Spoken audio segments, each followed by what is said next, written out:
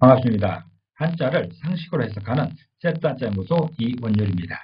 오늘은 감옥과 형무소와 교도소에 관해서 알아보려고 합니다. 나라에서 죄수를 벌하기 위해 가두는 곳으로 처음에는 감옥이라고 했다가 다음에는 형무소라 했고 지금은 교도소라 부르는데 그 변천의 역사와 이유를 알아보려고 합니다. 먼저 감옥입니다. 감옥은 살필감자에 옥자로 구성되어 있습니다. 이는 가명 안에 있는 옥이라는 그런 뜻입니다.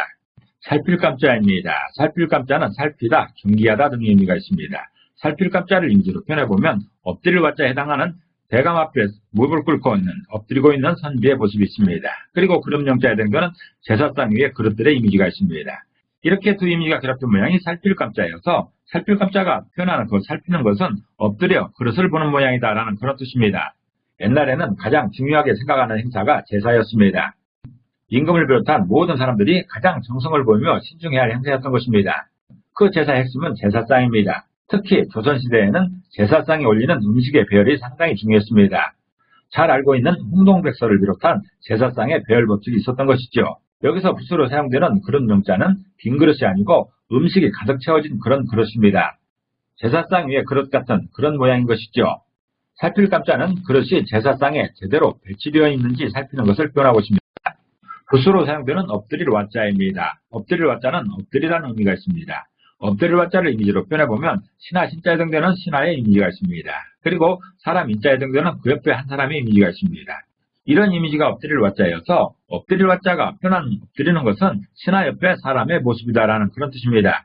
엎드릴 와자는 제사의 감독을 맡은 신하 옆에 제사상을 차리는 사람의 모습입니다.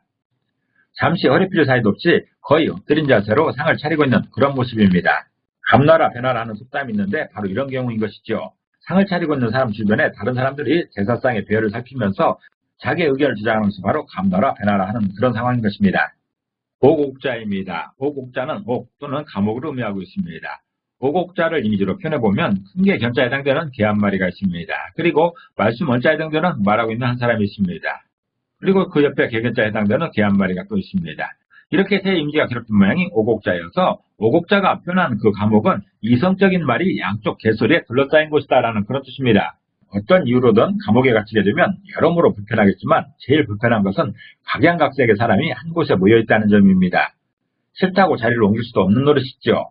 죽으나 사나 그 사람들과 일정 기간 함께 있어야 하는 것입니다. 그러다 보면 온갖 잡소리를 다 들어야 하는 것이죠. 마치 좌우에서 개가 지저대는 것처럼 도저히 이해할 수 없는 말들을 다 들어야 하는 것입니다. 오죽하면 개소리라는 말이 있습니다. 옥자의 표현이 바로 그런 상황인 것이죠. 감옥은 가명에 있는 옥이라는 의미입니다. 가명은 조선시대 각도의 관찰사가 거처하는 관청을 말하고 있는 것인데 요즘식으로 하면 보청입니다. 그 안에 죄수를 가두는 장소가 있었는데 그것을 감옥이라고 했던 것입니다. 가명 안에 있는 옥이라는 그런 뜻이죠. 그래서 이 살필감자는 감옥에 있는 장소, 즉 주소를 말하고 있습니다. 옥옥자는 감옥의 모습, 감옥의 내용을 말하고 있다고 할 수가 있는 것이죠. 다음은 형무소입니다. 형무소는 형벌 형자에 직무 무자에 장소 소자로 이루어져 있습니다. 그래서 형무소는 형벌의 직무를 집행하는 장소다라는 그런 뜻인 것이죠. 형벌 형자입니다. 형벌 형자는 형벌을 의미합니다. 형벌 형자를 이미지로 표현해보면 평평할 결자에 해당되는 죄수를 평평하게 납작 엎드려 놓은 이런 모습이 있습니다. 그리고 칼조자에 해당되는 칼의 이미지가 있습니다. 이렇게 두 이미지가 결합된 모양이 형벌 형자여서 형벌 형자가 표현하는 그 형벌은 평평하게 칼로 만드는 것이다라는 그런 뜻입니다. 죄수가 벌을 지은 것은 모난 것이 있다라고 생각해서 그 모난 것을 평평하게 만든다는 그런 뜻이 있습니다. 그리고 형벌을 줄 때 가장 흔한 방법이 엉덩이를 때리는 것이라 엉덩이를 납작하게 한다는 그런 뜻도 있습니다. 형벌은 칼 같은 도구로 어떤 사람을 납작하게 만드는 것입니다. 이미지처럼 엎드리게 해서 몽둥이로 매질하면 엉덩이가 납작하게 되는 것이죠. 그래서 형벌은 주로 매질을 할 수 있는 것입니다. 직무무자입니다. 직무무자는 직무, 공무를 의미하고 있습니다. 직무무자를 이미지로 표현해보면 창무자에 해당되는 긴 창의 이미지가 있습니다. 그리고 따라갈 치자에 해당되는 창을 들고 걷고 있는 한 사람의 이미지가 있습니다.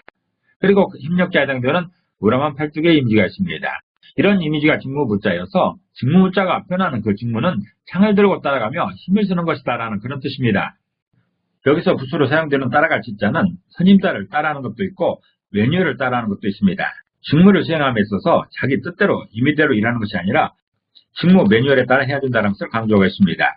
직무는 긴 창처럼 자기에게 맞는 도구를 가지고 업무 매뉴얼에 따라 힘을 쓰는 것이라고 표현하는 것이지요. 파소자입니다. 파소자는 파, 장소, 처소 등을 의미합니다. 파소자를 이미지로 표현해보면 지보자에 해당되는 집의 이미지가 있습니다. 집의 대문입니다. 그리고 도끼 근자에 해당되는 도끼의 이미지가 있습니다. 이렇게 두 이미지가 결합된 모양이 파소자여서 파소자가 표현하는 그 장소는 출입문의 도끼자국이다라는 그런 뜻입니다. 파소자가 의미하는 장소는 누가 어디 사는지에 관한 것입니다. 다시 말해서 집 주소를 표현하는 것입니다. 그래서 옛날에는 호구조사하는 공무원들이 작은 도끼를 들고 다니면서 주소가 확인되는 대로 대문 주변에 표시했던 것입니다. 형무소는 형벌의 업무를 담당하는 장소입니다. 감옥은 가두는 것을 강조하지만 형무소는 벌 주는 것을 강조하고 있습니다. 이번에는 교도소입니다. 교도소는 바로잡을 교자에 인도할 도자에 장소 소자로 구성되어 있습니다. 죄수의 태도를 바로잡아 다른 길로 인도하는 장소라는 그런 의미인 것입니다. 바로잡을 교자입니다. 바로잡을 교자는 바로잡다라는 의미가 있습니다. 바로잡을 교자를 이미지로 표현해보면 화살 시자에 해당되는 화살의 이미지가 있습니다. 그리고 높을 교자에 해당되는 높은 나무의 이미지가 있습니다. 이렇게 두 이미지가 결합된 모양이 바로잡을 교자여서 바로잡을 교자가 표현하는 바로잡은 것은 화살이 높은 곳에 사용되는 것이다 라는 그런 뜻입니다. 이 경우 높은 곳에 있는 분은 연약한 상태입니다. 그런 분에게 필요한 것은 화살처럼 멀리 보낼 수 있는 무기입니다. 칼이나 창 같은 무기는 연약한 사람에게 그리 도움이 되지 않습니다. 요즘식으로 하면 총처럼 멀리 보낼 수 있는 무기를 가졌다면 얼마든지 높은 곳에서 자리할 수 있는 것입니다. 붓으로 사용되는 높을 교자입니다. 높을 교자는 높다, 뛰어나다 등의 의미가 있습니다. 높을 교자는 어릴 요자와 높을 고자로 구성되어 있습니다. 이 높을 고자는 우리들 흔히 알고 있는 이 높을 고자에 머리두자가 빠지고 어릴 요자가 삽입된 그런 모양입니다. 머리두자는 권위가 있는 높은 분을 의미하는 것이지만 이 어릴 요자는 연약한 상태였던 것이 높은 곳에 있는 그런 상황인 것이지요. 마치 이 나무의 꼭대기에 어린 가지가 있는 그런 모양입니다. 큰 나무를 보게 되면 정작 굵은 가지들은 아래쪽에 배치되어 있고 가는 가지가 높은 곳에 있는 것이죠. 어린 가지가 높은 곳에 있는 그런 상황인 것입니다. 그것을 표현하는 글자가 바로 높을 교자입니다. 그래서 높을 교자가 표현한 그 높은 것은 어린 것이 높이 있다라는 그런 의미인 것이죠. 그래서 바로잡을 교자가 표현하는 그 바로잡는 것은 어린 가지와 같은 연약한 것이 높은 곳에서 계속 있을 수 있도록 화살로 힘을 보태는 그런 상황인 것입니다. 인도할 도자입니다. 인도할 도자는 인도하다는 의미가 있습니다. 인도할 도자를 이미지로 표현해보면 길도자에 해당되는 길의 이미지가 있습니다. 그리고 마디촌자에 해당되는 손가락 한마디의 이미지가 있습니다. 이렇게 두 이미지가 결합된 모양이 인도할 도자여서 인도할 도자가 표현하는 인도하는 것은 길을 손가락으로 지시하는 것이다 라는 그런 뜻입니다. 인도하는 것은 길이나 장소를 안내하는 것이어서 가야 할 길을 손가락으로 가르치는 것은 길을 모르는 사람에게 안내자가 되는 것이죠. 이것을 인도라고 합니다. 인도할 도자는 이런 상황을 표현하고 있습니다. 장소소자입니다. 장소소자는 바소라고도 합니다. 장소, 바, 처소 등의 의미가 있습니다.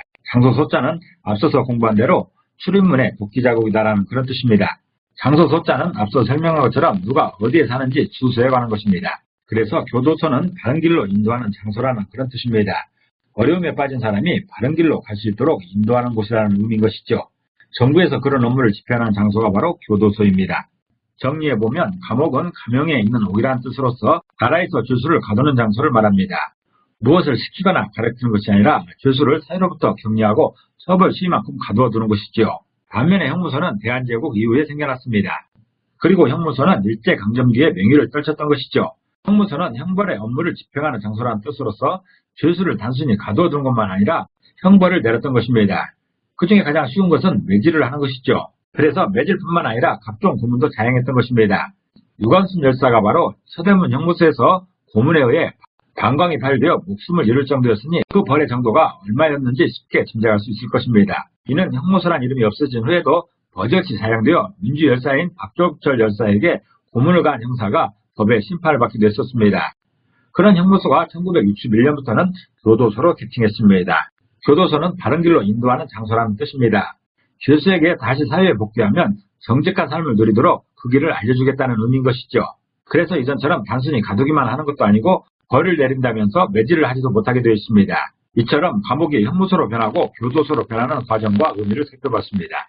유관순 열사는 서대문 형무소에서 모진 고문과 매질에 고스란히 노출되어 생을 마감했지만 현대는 인권을 강조하기에 점점 변하고 있는 모습입니다.